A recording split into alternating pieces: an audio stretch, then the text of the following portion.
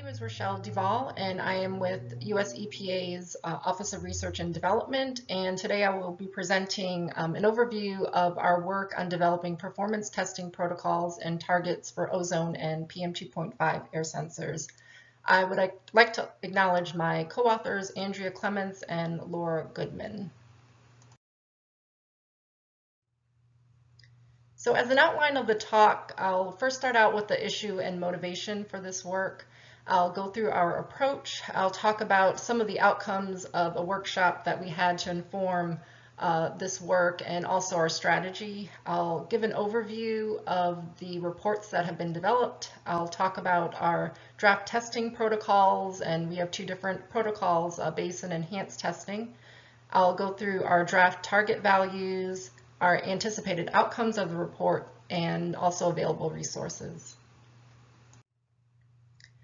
So looking at the issue and motivation of this work, we all know air sensors are widely used and that air sensor data is highly variable, and that makes it difficult to understand the performance of sensors and how they compare to one another. And we also know that the way the results are reported are not always consistent, and that can be challenging. Another challenge is that there has been a lack of consistent testing protocols, metrics, and targets to be able to evaluate and compare different technologies. We know that there's a lot of organizations that conduct routine sensor evaluations, the US EPA being one of them. You can see a picture of our site on campus that we evaluate sensors on. AQSpec is another organization that conducts routine sensor evaluations as well. However, there are some limitations with this. The locations are not widespread.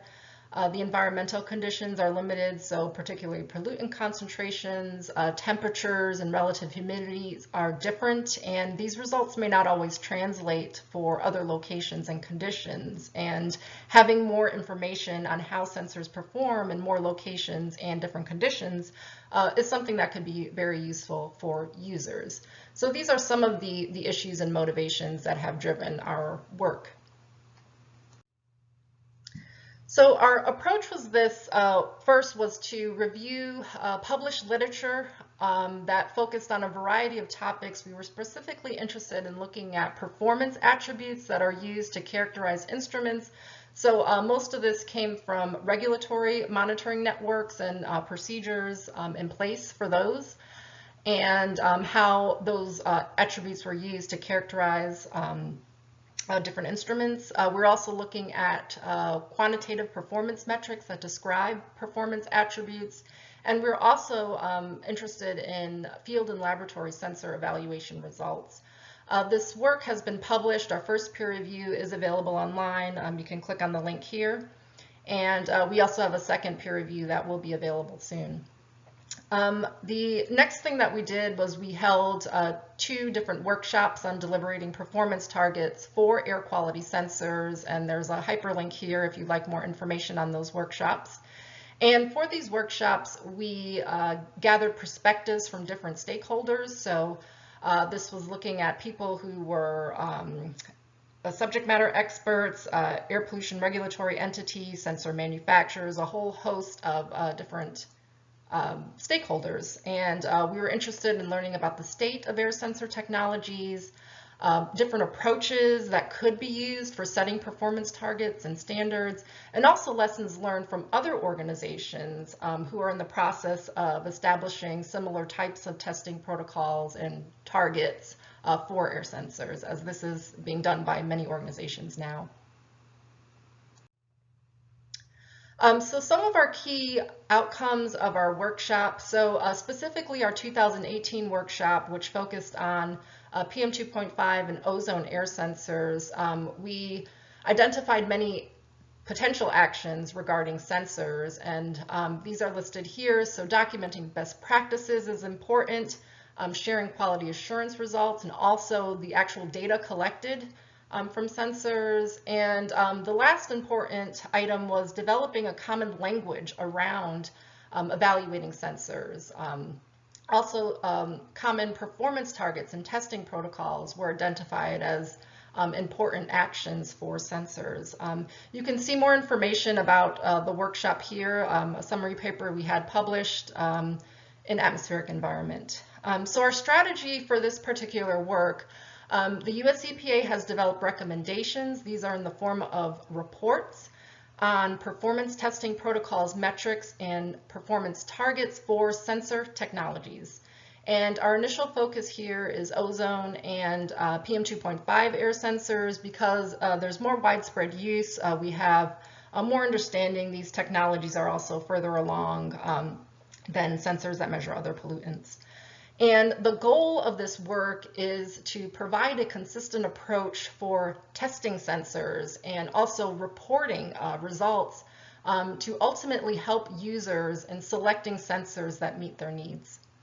Our focus for this applications for these sensors are what we're calling non-regulatory supplemental and informational monitoring, or NSIM applications. And this is specifically for ambient outdoor fixed site environments.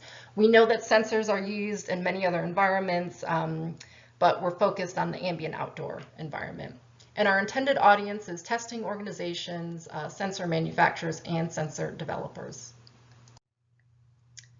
So as an overview of our draft reports, we have two reports that we have drafted. One is for ozone sensors and the other is for PM2.5 air sensors. And the actual format of the report is the same in terms of its contents. We have some introductory material. We present testing protocols, which are step-by-step instructions for setting up, testing, and collecting data. We have performance metrics, which include recommended metrics and instructions for how to calculate those. And we also have recommended target values for the performance metrics to help gauge the sensor performance. And we also have in appendices, 8 total, as you can see listed in the table. These provide definitions, additional supporting information for the recommendations that we've laid out. And there's also checklists for data collection and reporting templates as well. And you can see the table there that summarizes those appendices. So now I want to take you through some of the draft testing protocols that we're recommending. We have 2 different protocols. The first is base testing. So this is testing in the field, the ambient outdoor fixed site environment. We're recommending at minimum that this be conducted for all sensors. And the goal of the field testing is to be able to provide information on sensor performance in the real world ambient conditions. And this will give information to users on how they can expect the sensor to perform in similar conditions. The second testing protocol is the enhanced testing or laboratory testing. And we're recommending this as optional as it does require a laboratory exposure chamber. And the goal of this testing is to be able to evaluate the sensors over a wider range of conditions that are difficult to capture in the field, and also looking at characterizing specific parameters that we know are also difficult to test in the field. So looking at the draft-based testing protocol or the field environment, we are recommending field deployment of 3 or more identical air sensors, and those should be co-located with federal reference and equivalent method monitors. We have different options, or recommending different options for field sites, so testers can set up their own sites or they can collaborate with agencies who have or manage existing air quality monitoring sites.